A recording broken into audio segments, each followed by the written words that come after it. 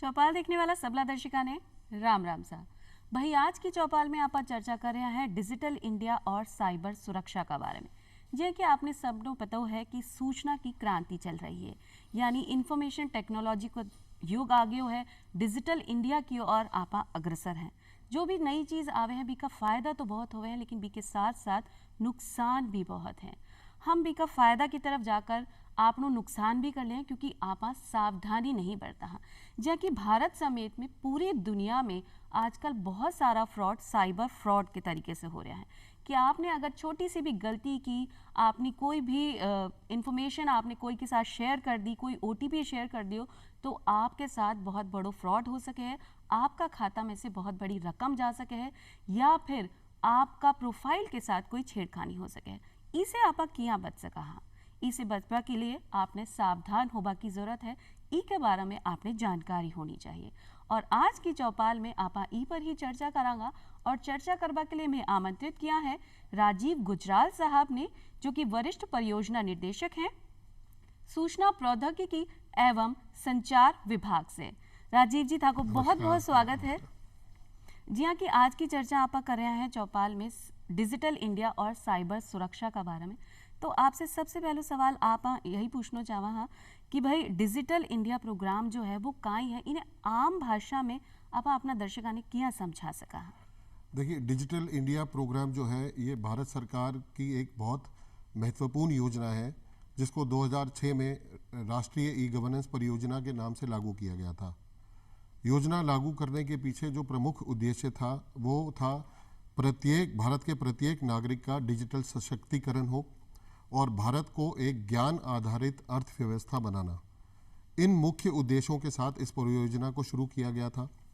और जब इस परियोजना को लागू किया गया तो इसके साथ 31 जो है मिशन मोड प्रोजेक्ट भी आइडेंटिफाई किए गए थे, जिनमें आपके education, health, transport, municipality, police, ऐसे कई अन्य विभाग और सेक्टर्स को भारत सरकार ने इंक्लूड किया था कि ये जितने भी विभाग या मंत्रालय हैं ये अपनी सेवाओं को ऑनलाइन आम जन को उनके घरों तक प्रदान करें। डिजिटल इंडिया प्रोग्राम में जब 2006 में लागू किया गया तो उसको लागू करने के बाद कई लर्निंग्स भी आई, कई चीज़ें सीखी, कई गलतियों से सीखा। और इस परियोजना का जो दूसरा भाग है वो 2015 में भारत सरकार ने ई क्रांति 2.0 के नाम से इसको लॉन्च किया और उसमें उन सारी कमियों को पूरा किया गया जो 2006 में राष्ट्रीय ई गवर्नेंस परियोजना में पाई गई थी। इस परियोजना के इस प्रोग्राम और परियोजना के तहत जो 31 मिशन मोड प्रोजेक्ट थे उनको बढ़ा के 42 किया गया, ताकि और विभाग इसके साथ जुड़ सकें और आम नागरिकों को इसकी सेवाएं जो हैं अधिक से अधिक विभागों की सेवाएं अपने घर बैठे मोबाइल फोन या कंप्यूटर की सहायता से मिल सके। तो जो व्यक्ति घर में है बीने काम करवा के लिए बाहर जावा की जरूरत नहीं है, घर बैठे आपने पास सारी जानकारी मिल जावे और आप भी को इस्तेमाल भी कर सका। जब आप डिजिटल इंडिया की बात करा तो कौन कौन सा काम इमें हो सके, यानी कौन कौन सा एक प्रमुख घटक है, इसके बारे में भी अपना दर्शकों ने जानकारी। आपने बहुत सही सवाल पूछा। डिजिटल इंडिया प्रोग्राम के 3 प्रमुख उद्देश्य हैं। पहला जो सबसे प्रमुख उद्देश्य है वो है आम नागरिक का डिजिटल सशक्तिकरण करना और एक डिजिटल ढांचा क्रिएट करना। गांव-गांव तक, शहर तक ही उसको सीमित नहीं रखना, जबकि गांव तक उसको ले जाना, ताकि आम जन जो गांव में बैठे हैं, जो रूरल पॉपुलेशन है हमारी, वो भी उसका फ़ायदा उठा सके। दूसरा सबसे इम्पोर्टेंट इसमें जो घटक है वो है मोबाइल क्रांति। आज का युग जो है वो मोबाइल युग है और इंटरनेट का युग है। तो एक बार आपने ये इंफ्रास्ट्रक्चर स्थापित कर दिया, मोबाइल वो जरिया बनता है जिसके थ्रू आज आप इन सेवाओं का लाभ उठाते हैं। और सेवाओं का जब आप लाभ उठा रहे हैं तो उनसे जुड़े कई खतरे भी होते हैं आपके पास जी। तो तीसरा जो घटक है जो सबसे इंपॉर्टेंट है वो उसमें जो नागरिक का सशक्तिकरण हो रहा है उसके साथ ये जो साइबर सुरक्षा के खतरे आ रहे हैं साथ में, उन खतरों से सावधान रहने की भी आवश्यकता है। तो साइबर सुरक्षा एक तीसरा महत्वपूर्ण घटक है जिस पे डिजिटल इंडिया के अंदर अब फोकस किया जा रहा है। जी भाई, जब आप आगे बढ़ ही रहे हैं डिजिटल इंडिया की तरफ, तो बी के लिए आपने सावधान होने की भी ज़रूरत है, क्योंकि बहुत सारा अपराध जिया कि अभी आपने बताया बढ़ रहे हैं, साइबर फ्रॉड बढ़ रहे हैं। तो आपसे सबसे पहले यही पूछना चाहूँ कि जब साइबर स्वच्छता की बात आ रही है, तो साइबर फ्रॉड कौन कौन सा है, और की जो योजना अभी आई है वो क्या है, पहले मोटी मोटी ई के बारे में जानकारी ले लें। देखिए, जैसा मैंने आपको बताया कि डिजिटल इंडिया प्रोग्राम के तहत साइबर सुरक्षा को प्रायोरिटी दी गई है, प्राथमिकता दी गई है। और इसके तहत बेसिकली जो आम जन में जो जानकारी का अभाव है, आज आप और हम सब लोग, हर आम जन जो है इस डिजिटल क्रांति का हिस्सेदार बन गया है, और हम सब किसी न किसी तरीके से इस डिजिटल मंच पे रोजाना कोई ना कोई जो है रोल प्ले करते हैं। आपका फोन पे अपने घर पे बैठ के कुछ ऑर्डर करना, आपका वीडियोस देखना या सोशल मैसेजेस भेजना, तो किसी ना किसी तरीके से हम इसका हिस्सा बने हुए हैं। तो यहाँ इम्पॉर्टेंट ये है कि अगर हम कुछ महत्वपूर्ण बातों का ध्यान नहीं रखेंगे तो जाने अनजाने में हम कुछ ऐसी चीज़ें कर देते हैं जिसका फ़ायदा ये अटैकर्स या हैकर्स जो इसका दुरुपयोग करना चाहते हैं और हमें परेशान करना चाहते हैं, चाहे वो मानसिक परेशानी हो, चाहे वो आपका फाइनेंशियल फ्रॉड हो, चाहे वो कोई टेक्निकल लॉस हो, आपके पूरे सिस्टम को डाउन कर देना, उनका प्राइमरी उद्देश्य यही होता है। तो जो जानकारी का अभाव है उसको ख़त्म करने के लिए, उसको कम करने के लिए ये साइबर सुरक्षा अवेयरनेस एक कैंपेन चलाया भारत सरकार ने। अक्टूबर 2022 का जो महीना था वो साइबर सुरक्षा महीना घोषित भी किया भारत सरकार ने, जिसके तहत कई राज्य सरकारों ने और भारत सरकार ने एक साथ एक प्लेटफॉर्म पर आके इस अभाव को मिटाने की कोशिश की है। जी जी। तो जिया कि जब योजना आ गई है और एक तरह से पखवाड़ों आपा बोल सकें कि लोगों ने जानकारी हो जिससे कि वो फ्रॉड से बच सकें, तो ऐसा कौन कौन सा फ्रॉड हो सके, यानी अपराध ऐसा कौन कौन सा है कि तरीके का है जिया आपा आसानी से समझ सका और उससे बच सका। बहुत आज के संदर्भ में ये एक बहुत महत्वपूर्ण सवाल है और हर जगह पूछा जा रहा है कि साइबर फ्रॉड कितने प्रकार के होते हैं और उससे बचने के उपाय क्या हैं। देखिए, साइबर फ्रॉड के तो कई सारे प्रकार हैं, लेकिन उनको प्राइमरली हम 3 भागों में बांट सकते हैं। पहला जो कैटेगरी है या क्लासिफिकेशन है वो है सोशल इंजीनियरिंग से रिलेटेड, सामाजिक रिलेशन से रिलेटेड, जिसके तहत आपका सोशल मीडिया को यूज़ करना, आपका अपने दोस्तों, परिजनों, परिवार वालों को व्हाट्सएप या इंस्टाग्राम या फेसबुक या ऐसे कोई और सोशल मीडिया ऐप के तहत उनसे मैसेजेस शेयर करना, अपनी अचीवमेंट्स उस पर पोस्ट करना, ये जो सोशल इंजीनियरिंग से रिलेटेड एक्टिविटीज़ हैं ये सारे सोशल इंजीनियरिंग फ्रॉड के तहत आते हैं। बिल्कुल। दूसरी जो कैटेगरी है इसमें वो है आपकी फाइनेंशियल फ्रॉड से रिलेटेड या फाइनेंशियल ट्रांजैक्शन से रिलेटेड। आज आप और मैं हर जगह देख रहे हैं, आज हम सब्जी लेने जाएं या आज हम कहीं पे भी शॉपिंग करें, कहीं भी पेमेंट करनी होती है तो पेटीएम, फ़ोन पे, गूगल पे इतना आसान हो गया है डिजिटल युग में कि भाई आज आपको अपने पर्स में कैश रखने की आवश्यकता नहीं है। आप पेटीएम के जरिए से पेमेंट करना प्रेफर करते हैं और आप बड़ा गर्व महसूस करते हैं कि आपने एक डिजिटल पेमेंट किया। लेकिन उसमें भी कई ऐसे सुरक्षा के नियम हैं जिनको हम फॉलो नहीं करें या पालन नहीं करें तो हम एक फाइनेंशियल फ्रॉड का शिकार बन सकते हैं। तीसरी जो कैटेगरी है साइबर फ्रॉड में, वो बेसिकली रिलेटेड है तकनीकी समस्याओं से, टेक्निकल फ्रॉड से रिलेटेड, जहाँ पे मान लीजिए कोई ऑर्गेनाइजेशन है, राज्य सरकार है या कोई प्राइवेट ऑर्गेनाइजेशन है, ये अटैकर्स उनको टारगेट करते हैं और उनके सिस्टम्स को डाउन करने की कोशिश करते हैं ताकि वो अपनी सेवाएं प्रदान ना कर सकें। तो ब्रॉडली हम इनको 3 कैटेगरीज में ऐसे क्लासिफाई करते हैं। जी, तो एक हो गई सोशल, एक फाइनेंशियल और एक टेक्निकल आपनी हो गई है। तो जब आप सोशल की बात कर रहा हाँ, तो क्या आपने सावधानी बरतनी चाहिए कोई भी सोशल एप्लीकेशन यूज़ करवा से पहले कि भाई आपनी जो इन्फॉर्मेशन है वो सबके साथ सामाजिक नहीं हो और भी को कोई दुरुपयोग नहीं करे, क्योंकि आजकल को ज़माना है, दिखावा को ज़माना है, तो आप अपनी बहुत अच्छी फोटोग्राफ सोशल मीडिया पे भी डाल दे वहाँ या कोई से बातचीत में भी शेयर करें, कोई टेक्स्ट मैसेज भी भेजा तो बी में भी आपने साथ फ्रॉड होगा के चांसेस हैं। तो क्या आप सावधानी बरता है? देखिए, जैसा मैंने आपको बताया, सोशल इंजीनियरिंग में आज के डिजिटल युग में हर व्यक्ति की एक डिजिटल पहचान होती है। आपकी वो डिजिटल पहचान आपका मोबाइल नंबर भी हो सकती है, आपका ईमेल आईडी भी हो सकती है, या आपका वो Facebook account, Instagram account, Twitter account, ऐसे कोई भी सोशल मीडिया ऐप जो आप यूज़ करते हैं वो आपकी उस प्लेटफॉर्म पे एक डिजिटल पहचान है। तो यूजुअली जो लोग गलती करते हैं वो यही करते हैं कि हम अपनी जो प्राइवेट इंफॉर्मेशन है, या मान लीजिए परिवारजनों से रिलेटेड सूचना है, या हमारी उपलब्धियां जो हैं उनको सार्वजनिक कर देते हैं। सार्वजनिक आपने कर दिया, कोई बात नहीं, लेकिन हम उन सूचनाओं को किनको दिखा रहे हैं ये हम उसमें तय नहीं कर पाते। तो जाने अनजाने में आपने जो सूचना सार्वजनिक कर दी वो गोपनीय है, वो आपकी प्राइवेट इंफॉर्मेशन है। उसका ये जो लोग हैं जिनको हम अटैकर्स या हैकर्स बोलते हैं, या जो साइबर फ्रॉड करते हैं, वो लोग उसी सूचना की ताक में रहते हैं और वो उस सूचना का प्रयोग करके, ठीक जैसे अगर मान लीजिए कि आपका एक फेसबुक अकाउंट था, तो वो ठीक वैसा ही एक अकाउंट आपके नाम से बनाते हैं और वो आप बनकर आपके परिचितों से संपर्क स्थापित करते हैं और उनसे पैसा ऐंठने की कोशिश करते हैं या और व्यक्तिगत जानकारियां लेने की कोशिश करते हैं जिसका वो दुरुपयोग कर सकें। तो इससे बचने का जो सबसे सटीक उपाय है, बहुत सरल है और हर कोई कर सकता है। आप अपनी गोपनीय सूचना, अपनी उपलब्धियां सोशल मीडिया पर पब्लिक ना करें। और अगर आप ऐसा करना भी चाहते हैं तो आज हर सोशल मीडिया ऐप आपको गोपनीयता सेटिंग्स का ऑप्शन देती है। तो लोगों को जानकारी नहीं है कि हम उन सेटिंग्स को कॉन्फ़िगर करें। हम क्या करते हैं, हमने एक नया फ़ोन खरीदा, व्हाट्सएप डाउनलोड किया, अपना अकाउंट बनाते हैं और अपनी सूचना पब्लिक करना शुरू कर देते हैं। हम कभी भी उन सेटिंग्स की तरफ ध्यान नहीं देते।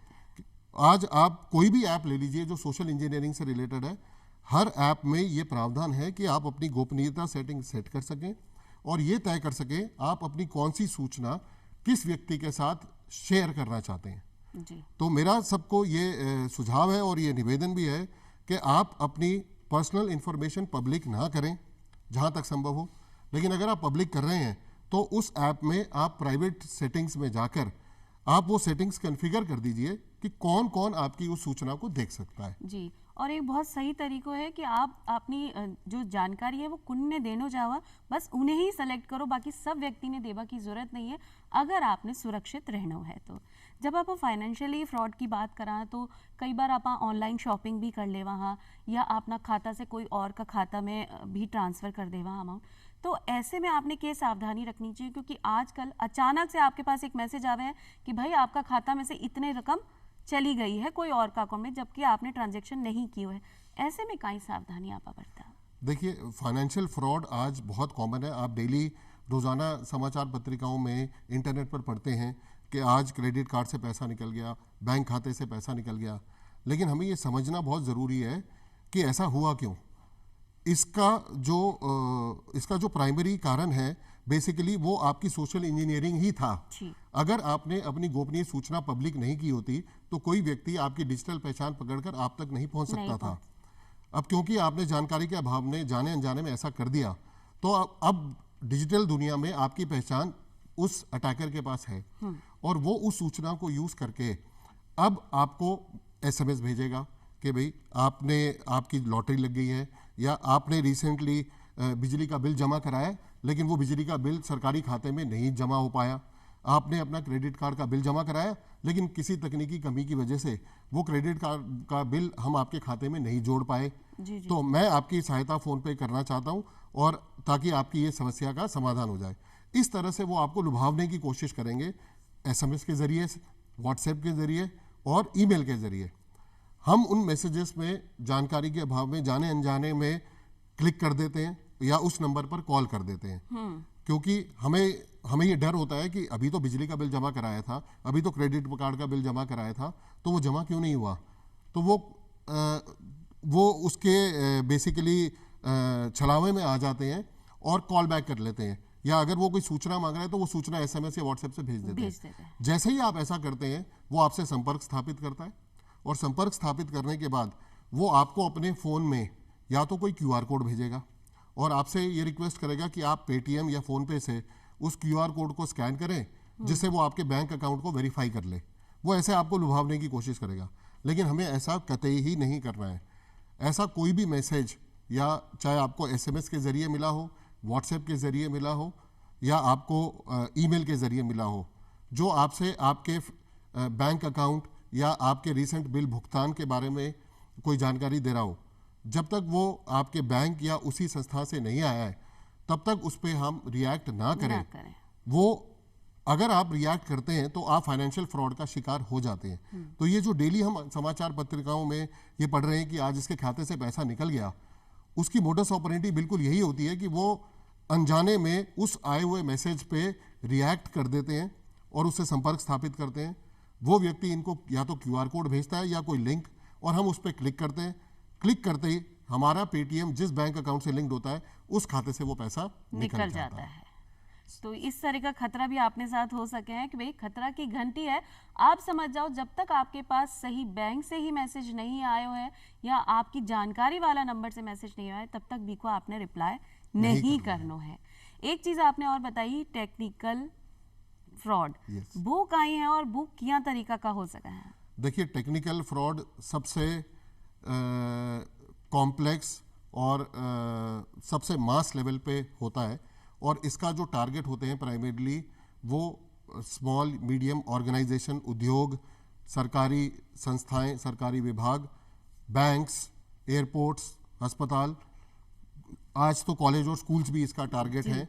और इन फ्रॉड्स में इन जो प्राइमरी ऑब्जेक्टिव होता है वो यही होता है कि किसी तरीके से हम कोई ऐसा प्रोग्राम उनके कंप्यूटर तक पहुंचा दें जो प्रोग्राम बेसिकली धीरे से बाकी सारे कंप्यूटर्स में उस संस्था में फैल जाए और फैलने के बाद वो, अगर मान लीजिए उसको इस मकसद से बनाया गया था उस प्रोग्राम को कि वो वहाँ से जानकारी जुटाएगा और फॉरेन में बैठे किसी अटैकर को भेजेगा, तो वो चुपचाप आपके कंप्यूटर में बैठा रहता है, आपकी पूरी संस्था के हर कंप्यूटर में बैठेगा और वहाँ से वो जानकारी उठाएगा। व्यक्तिगत जानकारी भी हो सकती है, आपकी संस्था से जुड़ी जानकारी भी हो सकती है, और वो जानकारी उठा के एक रिमोट फॉरेन अटैकर को भेजेगा जो उसका दुरुपयोग करता है।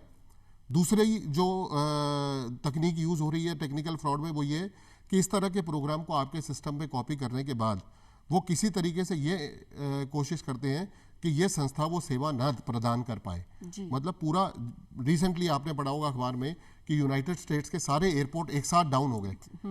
ये इसी तरह का टेक्निकल अटैक था जहाँ पे एक मालवेयर प्रोग्राम को उनके कंप्यूटर में डाला गया और वो धीरे धीरे सारे कंप्यूटर्स में फैल गया, और वो एक टाइम बॉम्ब की तरह काम करता है। जब वो घड़ी आती है तब वो सारी सेवाएं एक साथ ठप हो जाती है। तो ई में भी आपने समझदारी करनी है कि कोई भी एप्लीकेशन अगर आप खोल रहे हैं तो वो आपके काम की है या वो सुरक्षित है, तभी आप इन्हें इस्तेमाल करा। नहीं तो जिया की बताया कि टेक्निकल फ्रॉड भी आपने साथ हो सके, आपकी जो संपूर्ण जानकारी है वो एक कंप्यूटर से दूसरा कंप्यूटर में जुड़कर कटे और भी जा सके है। जब एक व्यक्ति के साथ कोई फ्रॉड हो गया है, चाहे वो सोशल फ्रॉड हुआ हो या फाइनेंशियल फ्रॉड हुआ है, आपका खाता में से कुछ निकल गया है, तो आप चिंता में आ जा रहे हैं। तो हमें समझ नहीं आया कि आप कटे शिकायत करा और कितनी जल्दी करा, तो आपने पहलो कदम कहाँ ही होना चाहिए जब आपको पता चल गया कि आपका खाता में से या तो अमाउंट गया है या आपने कुछ गलती कर दी है? बहुत सही सवाल पूछा आपने। अगर मान लीजिए जानकारी के अभाव में, जाने अनजाने में आप सोशल इंजीनियरिंग फ्रॉड का शिकार बन गए हैं या फाइनेंशियल फ्रॉड का शिकार बन गए हैं, तो घबराएं नहीं। तुरंत, अगर वो फाइनेंशियल फ्रॉड है जो आजकल बहुत कॉमन है, तो तुरंत 24 घंटे के अंदर अपने बैंक को सूचित करें। आरबीआई ने स्पष्ट गाइडलाइंस निर्धारित कर रखी हैं कि अगर कोई भी व्यक्ति अपने बैंक अकाउंट के फ्रॉड का शिकार होता है या क्रेडिट कार्ड फ्रॉड का शिकार होता है, किसी भी तरीके से वो पैसे से लेन देन का शिकार होता है, तो 24 घंटे के अंदर वो अपनी बैंक या उस फाइनेंशियल संस्था को संपर्क करके उसकी रिपोर्ट दर्ज कराए। ना सिर्फ इतना, उसके साथ साथ अगर आप चाहें तो आप 1930 पर कॉल करके भारत सरकार की साइबर क्राइम ऑर्गेनाइजेशन जो है, संस्था है, उसको भी सूचित कर सकते हैं, लेकिन बैंक को सूचित करना प्राथमिकता है। अगर आप सोशल इंजीनियरिंग फ्रॉड का शिकार हुए, आपकी किसी ने डीपी ले ली और आप बन के आपके परिचितों से सूचना ले ली या पैसे ऐंठ लिए हैं, तो आप नज़दीकी पुलिस स्टेशन में कंप्लेंट कर सकते हैं और उसके साथ साथ 1930 पर भी कॉल करके आप अपनी शिकायत दर्ज करा सकते हैं। तो बहुत ही सही जानकारी है। अगर आपके साथ कोई सोशल फ्रॉड हो रहा है या फाइनेंशियल फ्रॉड हो रहा है तो 1930 पर आप कॉल कर सका है, यानी 1930 पर आप जानकारी दे सका, बता सका कि भाई फलाना अकाउंट से इतनों पैसों निकल गए हुए। और सबसे पहले आपने अपना बी बैंक में जा शिकायत दर्ज करानी है कि भाई मेरे जो बैंक अकाउंट है बी से गलती से अमाउंट गयो है तो ई की जानकारी आपका बैंक वाला ने सबसे पहले होनी चाहिए। और cybercrime.gov.in पर भी आप ई की जानकारी दे सका, जो सरकार की तरफ से सुनिश्चित की गई है कि आपने क्राइम से बचाए जा सके। क्योंकि हाबड़ दौबड़ में अपने पतो ही नहीं चले, आप सोचपा में रह जाए कि 24 घंटा तो यूं निकल गया चिंता में ही। इले सबसे ज़्यादा ज़रूरी है टाइम की पाबंदी भी, कि 24 घंटा से पहले अगर शिकायत दर्ज करा दी तो आपकी खोई हुई रकम आपका अकाउंट में वापस भी आ सके है। बिल्कुल सही। फ्रॉड की बात आई राजीव जी, तो एक आजकल चलन आ गया है, अलग अलग नंबर से आपका मोबाइल पर बार बार कॉल आवे है। आप अभी ने नहीं उठावा तो रिपीट कॉल आवे, अगर आप उठा लिया तो कहीं आपने परेशानी हो सके है। देखिए, जैसा मैंने आपको सोशल इंजीनियरिंग के बारे में बताया, जहाँ से ये जो समूह है जो ये इस तरह के काम करता है, चाहे आपको कॉल करना है बार बार या आपको बार बार मैसेज भेजना है, वो आपकी जो पब्लिक डोमेन में जो आपकी पहचान से रिलेटेड जानकारी है जो उपलब्ध है, उसको वो इकट्ठा करके फिर अपना एक डेटाबेस तैयार करता है और ऐसे लोगों को कंटिन्यूअसली कॉल करते हैं। अब या तो वो एक फाइनेंशियल फ्रॉड करने के लिए कॉल करेंगे कि भाई आपका बिल जमा नहीं हुआ है और जब हम आपकी सहायता कर सकते हैं, हम बैंक से बोल रहे हैं, या वो आपकी परिजनों की सूचना आपसे इकट्ठी करके उनसे पैसे ऐंठने की कोशिश करेगा। तो आपको सिर्फ यही ध्यान रखना है कि आप अपनी जो व्यक्तिगत जानकारी है उसको किसी से साझा ना करें। इसके बारे में 2 बार सोचें कि आप कब क्या किससे साझा करें। इतना ही नहीं, आप अपनी पर्सनल जानकारी, हमने कई बार देखा है कि हम अपने मोबाइल में एक फाइल बना के उस पर लिख देते हैं, हम डायरी पे अपने पासवर्ड लिख देते हैं या दूसरी गोपनीय जानकारी लिख देते हैं, और कभी वो रद्दी में बिक गई या कभी गुम गई और किसी के हाथ लग गई तो वो उसका दुरुपयोग कर सकता है। तो हमें सिर्फ सावधानी बरतनी है और जागरूक रहना है कि हम पब्लिक डोमेन में, मतलब आमतौर पर इस डिजिटल युग में किसी के साथ गोपनीय जानकारी साझा ना करें और ऐसे किसी SMS या मैसेज पर अपनी प्रतिक्रिया ना दें जब तक ये सुनिश्चित ना कर लें कि भेजने वाला जो है वो आपका ही बैंक है या आप ही का रिश्तेदार है। अगर आपको 1% भी शक हुआ कि ये भेजने वाले को तो मैं जानता नहीं, तो आपको उसको दोबारा कॉल करके ने की कोई आवश्यकता नहीं है, आपको उसको SMS भेजने की आवश्यकता नहीं है। और आपका कोई जानकार होगा तो वो आपके दोबारा ही संपर्क में आ जाएगा। यानी लालच में नहीं पड़ने में, अगर आपके पास कोई टेक्स्ट मैसेज आए या कोई कॉल आए कि आपने कोई इनाम जीते हुए, तो नहीं, बस ठान लीजिए कि आपने अपनी गोपनीय जानकारी कोई के साथ भी शेयर नहीं करनी है। जी हाँ, कि आपने टेक्निकल फ्रॉड की बात बताई, तो एक बॉटनेट हुए है, एक मेलवेयर हुआ है, तो आकाई चीज़ें हैं, इन्हें एक आम व्यक्ति किया समझ सके और इनसे क्या बच सके हैं। देखिए, टेक्निकल जब फ्रॉड होता है तो उस फ्रॉड को करने के लिए ये जो बहुत ही स्किल्ड सॉफ्टवेयर प्रोग्रामर्स होते हैं, ये ऐसे प्रोग्राम लिखते हैं जिनको ये किसी भी कैरियर के माध्यम से जो इनका टारगेट होता है वहाँ तक पहुँचाने की कोशिश करते हैं। अब ये प्रोग्राम जो है बेसिकली ये एक बॉटनेट भी हो सकता है, ये एक मालवेयर भी हो सकता है, ये एक वायरस भी हो सकता है। ये जो बेसिकली घातक प्रोग्राम के भिन्न भिन्न प्रकार हैं। अच्छा। और उसका उद्देश्य क्या है, उसके हिसाब से इनको इन कैटेगरीज में बांटा जाता है। अगर हम बॉट की बात करें तो बॉट शब्द जो है बेसिकली रोबोट से बना है। तो बेसिकली बॉट एक प्रोग्राम है जो किसी पेन ड्राइव के जरिए या ईमेल पे आपके द्वारा किसी लिंक पे क्लिक करने से, या आप कोई ऐसा सॉफ्टवेयर डाउनलोड कर लेते हैं जो किसी इलीगल साइट से आ रहा है, क्योंकि आपको फ्री मिल रहा है और आप उसका इस्तेमाल करना चाहते हैं, आप डाउनलोड कर लेते हैं, तो ये प्रोग्राम आपके कंप्यूटर में किसी भी ड्राइव या फोल्डर में छुप जाता है। और फिर धीरे धीरे, अगर वो बॉट है तो वो धीरे धीरे अपनी एक सेना तैयार करता है। अगर उसको दिखता है कि वो कंप्यूटर एक नेटवर्क का हिस्सा है, तो और जितने भी कंप्यूटर उस नेटवर्क में होते हैं वो धीरे धीरे उनमें फैल जाता है, सभी को हैक कर लेगा और आपकी जानकारी भी शेयर कर देगा और या फिर आपको डाटा भी ब्लॉक कर सके। बिल्कुल। तो भाई सावधानी इमें है कि आपने जितनी भी एप्लीकेशन काम की है और जो आपने सुनिश्चित लग रही है, सही लग रही है, बीको है इस्तेमाल करा, मन मर्जी से ये खोल लियो, ये खोल लियो, ये खोल लियो, ऐसा आपने नहीं करना है। चलता चलता राजीव जी आपसे एक प्रश्न करना चाहूँ कि आज हर व्यक्ति की चिंता है आधार कार्ड। आधार कार्ड आपने हर जगह लिंक है, मोबाइल नंबर से आपकी सारी जानकारी होवे, तो कहीं आप में डरबा की जरूरत है कि अगर कोई व्यक्ति ने आपको आधार कार्ड नंबर मिल गया है तो कहीं आपने परेशानी हो सके। देखिए, ये एक तरह से मिथ भी है, एक रूमर भी है। आधार कार्ड बेसिकली आपकी व्यक्तिगत पहचान है।